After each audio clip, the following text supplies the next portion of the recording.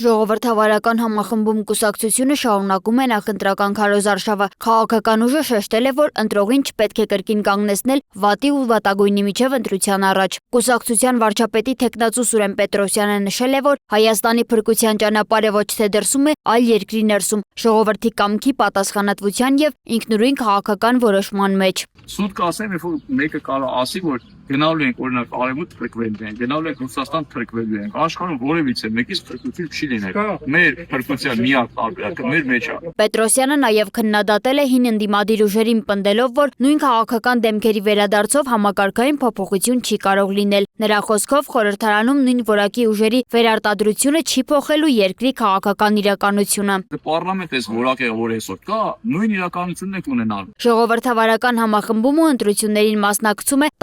14-րդ համարով կերտենք հայկական պետություն կարգախոսով։ Կուսակցությունում հայտնում են, որ իրենց նպատակը նոր քաղաքական որակի ձևավորումն է։ Սոնա Գիշյան, Free News, Ազատ լուրեր։